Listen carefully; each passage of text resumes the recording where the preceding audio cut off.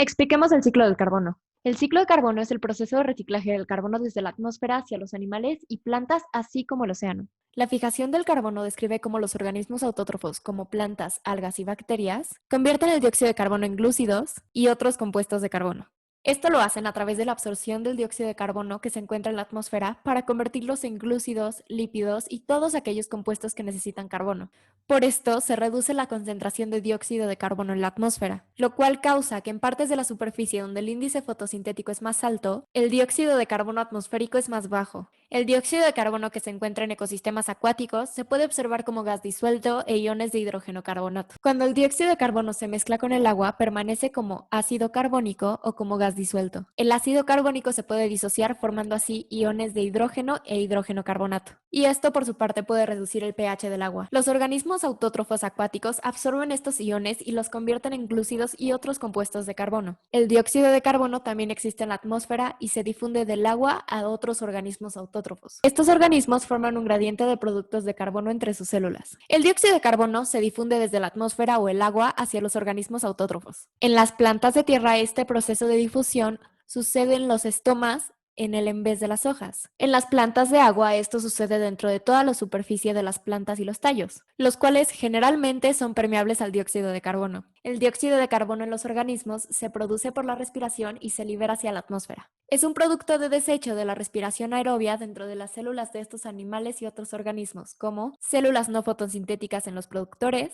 células animales y saprótrofos. En la metanogénesis, las arqueobacterias producen metano utilizando materia orgánica en condiciones anaeróbicas, y ese gas se difunde hacia la atmósfera. Las arqueas, a través de reacciones químicas, producen el metano a partir del dióxido de carbono. Estas últimas se encuentran en ambientes anaeróbicos como pantanos o vertederos. Este metano no se libera, sino que se quema como combustible. El metano que se libera a la atmósfera permanece solo por 12 años ya que se oxida. Este proceso involucra moléculas de oxígeno monoatómico y reactivos de hidroxilo. Esto explica por qué las cantidades de metano no son tan altas como se esperaría, a pesar de todo el metano que se produce. Por otra parte, la turba se produce por la materia orgánica que no alcanza a descomponerse en ambientes anaeróbicos anegados al agua. En algunos suelos, la materia orgánica se digiere con los hongos y los saprótrofos. En los suelos anegados al agua se causa un ambiente anaeróbico en el que estos organismos no pueden obtener oxígeno. Por este aumento en la materia orgánica no descompuesta, se producen condiciones ácidas en las que más aún no pueden vivir este tipo de organismos. Cuando esto se acumula y se comprime,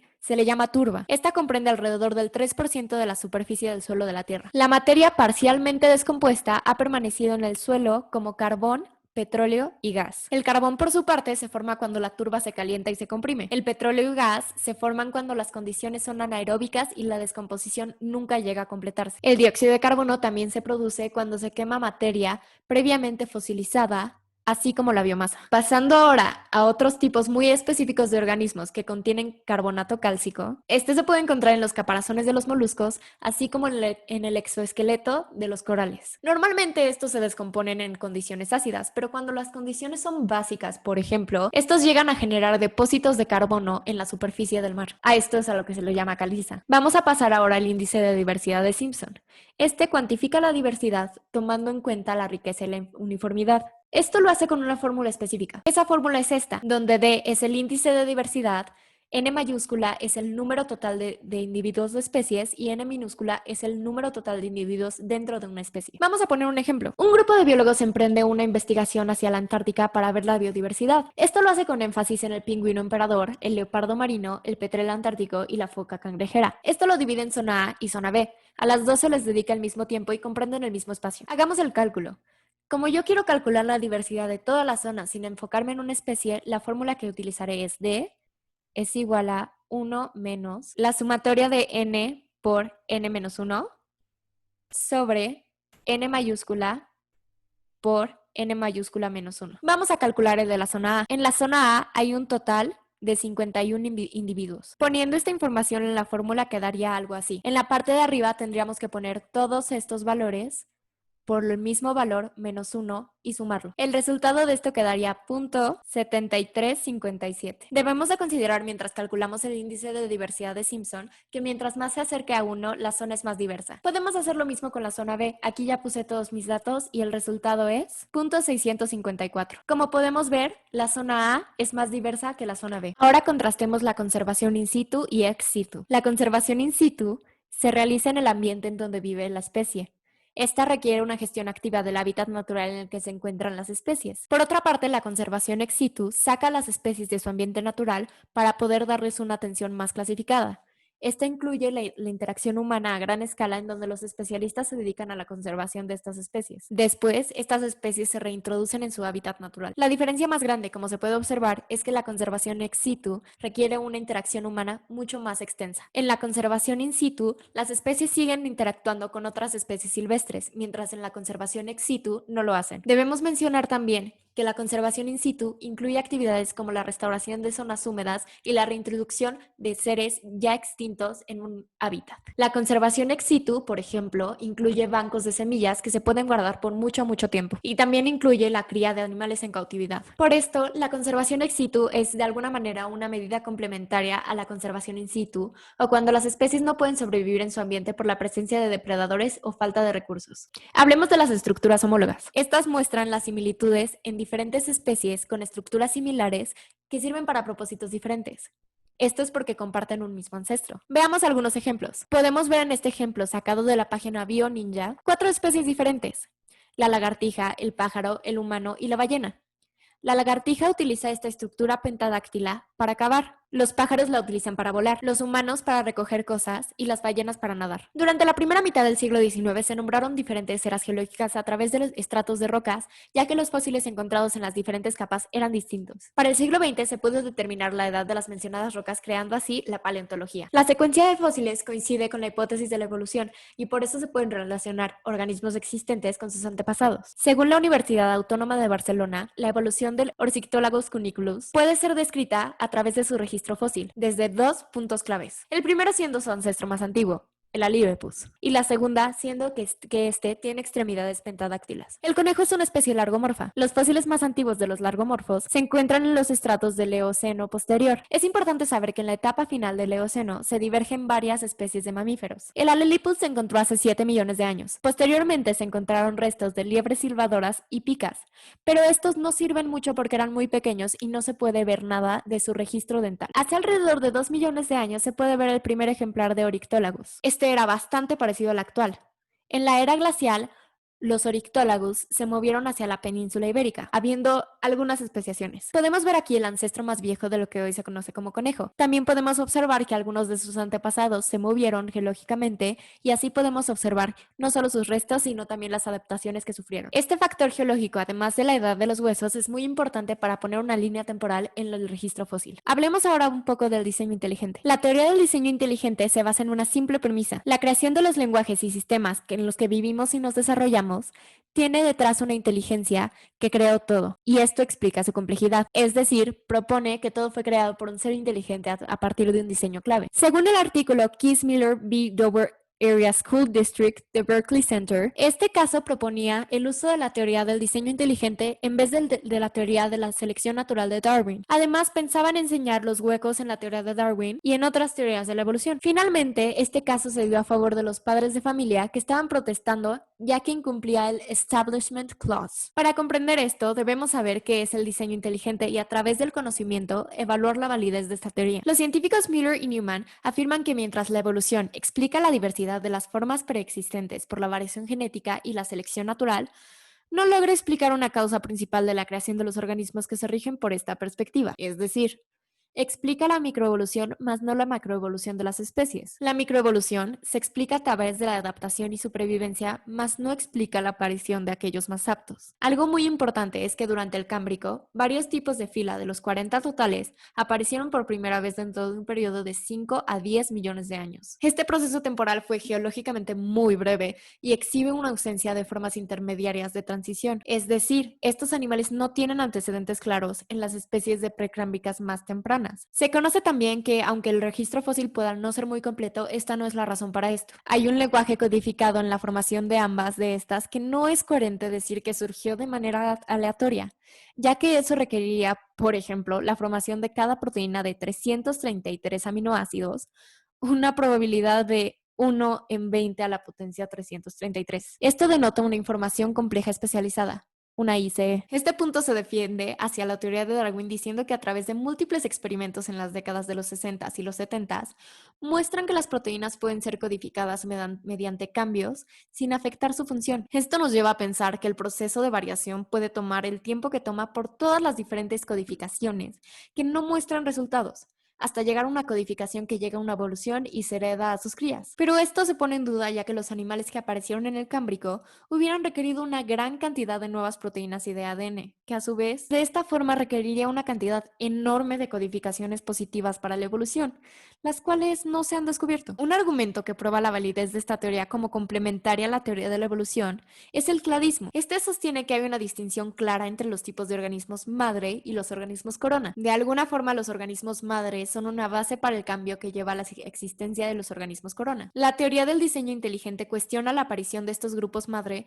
mientras la teoría de Darwin explica el cambio entre los organismos madre y cada organismo corona. En realidad, muchas de las teorías de la evolución, incluyendo la de Darwin, no tienen una explicación completa para cómo surgieron las primeras especies, como las del Cámbrico, y definen este cambio como un producto de la mutación y de la selección. La selección natural nos puede servir, por ejemplo, para explicar los picos de los pinzones de los Galápagos, pero el diseño inteligente añade explicando cómo surgió el ICE, desde la cual se forman estos cambios progresivos. Según el ensayo El origen de la información biológica y las categorías taxonómicas superiores de Stephen C. Meyer, Quasler, un científico, expresa que la creación de nueva información está habitualmente asociada con una actividad consciente. Por todos estos conceptos y razones que se explican, se puede concluir que la teoría del diseño inteligente encuentra su validez dentro de la premisa de añadir a la teoría evolutiva de Darwin y no sustituirla. Esta teoría da una base para la creación de todos los lenguajes de codificación con los que trabaja la teoría evolutiva, pero no puede sostenerse sola. Hablemos un poco de la resistencia de los antibióticos. Para esto debemos de saber que los genes que existen en las bacterias pueden heredarse, y esta evolución de la resistencia de las bacterias ha ocurrido en un tiempo muy corto. Las causas se pueden resumir en las siguientes. La primera, el uso generalizado de antibióticos. La segunda, la rápida reproducción de las bacterias. La tercera, la probabilidad de mutaciones en sus genes. Y la cuarta, la posibilidad de transmitir estos genes a través de los plásmidos. Mientras más se utilizan los antibióticos para curar enfermedades bacterianas, estas adquieren una mayor resistencia hacia los antibióticos. Por esto podemos deducir que el desarrollo de la resistencia a los antibióticos de las bacterias se puede ver bajo la selección natural. En esta gráfica que se muestra ahorita en pantalla, que fue sacada de la página 278 del libro, aquí podemos ver cómo ha evolucionado el porcentaje de resistencia al ciprofloxacino entre 1990 y 2004. Podemos ver que mientras en 1990 era muy bajo, en 2004 se alzó hasta más del 15%. Por esto podemos decir que entre más se usan los antibióticos, más se desarrolla la resistencia. También podemos ver esta figura que se encuentra en la misma página del libro IB. Aquí podemos ver cómo las poblaciones sin bacterias resistentes a los antibióticos se pueden convertir en poblaciones con algunas bacterias resistentes a los antibióticos cuando se toma el antibiótico dicho. Esto es a través de una mutación de las bacterias. También podemos ver cuando hay pocas bacterias resistentes a los antibióticos, se puede crear una población con más bacterias resistentes a los antibióticos por tomar el antibiótico, ya que la selección natural mata a las bacterias que no son resistentes a los antibióticos y estas son las que se siguen reproduciendo. Cuando se deja de tomar el antibiótico, la población puede regresar a algunas bacterias menos resistentes a los antibióticos. Ahora contrastemos las teorías evolutivas de Darwin y Lamarck. La teoría de selección natural de Darwin explica cómo factores naturales afectan a la supervivencia de los miembros de esta especie. Por esta competencia entre las especies, algunos miembros van a estar más favorecidos que otros. Darwin observó que la variación en algunas especies es muy obvia. Puede verse por su altura, color y otras características, pero en otras no es tan perceptible. La adaptación es una parte esencial de la selección natural.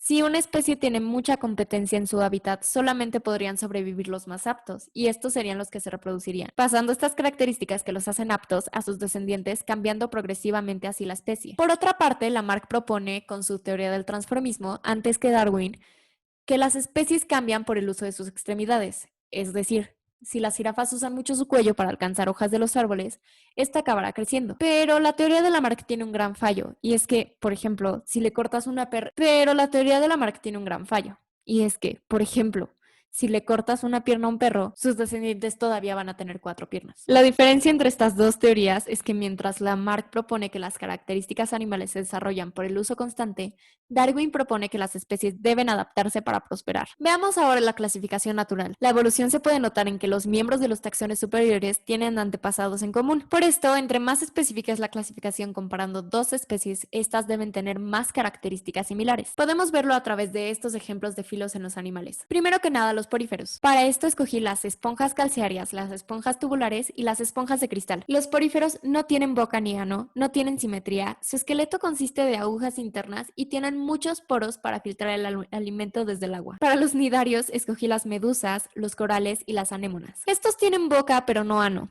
Tienen simetría radial. Tienen un esqueleto blando y tienen tentáculos o anillos en la boca. Para los platelmintos escogí gusanos planos, trematodos y cestodos. Ellos solamente tienen boca, tienen simetría bilateral, su esqueleto es blando o no lo tienen, y tienen cuerpos planos y finos con forma de cinta. Por otra parte, los anélidos. Para estos escogí las sanguijuelas, lombrices y el ratón de mar. Estos tienen boca y ano. Tienen una simetría bilateral, su esqueleto es una cavidad interna con líquido bajo presión y sus cuerpos son varios segmentos en forma de anillos. Para los moluscos escogí los caracoles, los calamares y los pulpos. Estos tienen boca y ano, simetría bilateral y la mayoría tienen una concha como exoesqueleto. Utilizan una rádula para alimentarse. Finalmente, los artrópodos. Para estos escogí los arácnidos, los crustáceos y los insectos. Ellos tienen boca y ano, simetría bilateral, su esqueleto externo está conformado por placas de quitina y tienen patas y extremidades con articulaciones. Veamos ahora un poco de cladogramas. Para comprender los cladogramas debemos saber primero qué es un clado. Un clado describe la evolución de un grupo de organismos a partir de un ancestro común. Recordemos que las especies evolucionan a través del tiempo y se dividen formando así especies nuevas. Los clados agrupan estas especies identificando características comunes, tomando nota desde el ancestro y contando especies que siguen vivas, así como también especies extintas. Por otra parte, los cladogramas muestran la sucesión de divergencia en los clados. Estos son diagramas en forma de árbol que actualmente muestran secuencias de bases o aminoácidos junto con semejanzas y diferencias entre las especies relacionadas. Aquí podemos ver 6 especies distintas con las características que las hacen similares. Cada una de las ramificaciones está definida por nodos. Por ejemplo, la lagartija y los ratones comparten los pulmones y desde el hongo hasta el ratón comparten las células eucariotas. Veamos ahora cómo interpretar un diagrama de Gersmel. Los diagramas de Gersmel muestran las interrelaciones entre el almacenamiento y flujo de nutrientes en ecosistemas terrestres. El comportamiento se representa a través de círculos. Por otra parte, el flujo de nutrientes se representa con flechas de diferente grosor. Podemos ver aquí un ejemplo de un diagrama. En este, el círculo más grande es el de S, la tierra. Esto significa que hay mucho más tierra que biomasa o que desecho. La flecha con más grosor en este ejemplo es la de biomasa hacia desecho. Esto quiere decir que hay mucho más flujo de nutrientes en esta sección. Debemos considerar también que en las flechas se pueden observar múltiples procesos, no siempre tiene que ser solo uno. Finalmente, hablemos de los microplásticos. En ambientes marinos se pueden encontrar residuos de microplásticos y macroplásticos. El plástico se puede definir como una serie de polímeros que se consumen de forma desechable. La degradación de los macroplásticos produce fragmentos llamados microplásticos que son menos visibles pero más omnipresentes. Algunas de las consecuencias de esto es que los plásticos liberan sustancias químicas que se biomagnifican y se bioacumulan. Por el flujo de las corrientes del mar se ha observado que se concentran en 5 puntos clave: el giro del Pacífico Norte, el giro del Pacífico Sur, el giro del Atlántico Norte, el giro del Atlántico Sur y el giro del Océano Índico. Según los datos de Greenpeace de octubre de 2019, 13 millones de toneladas de plástico acaban en los océanos cada año y afecta a 700 especies marinas. Solamente en México se producen 7 millones de toneladas de plástico anualmente.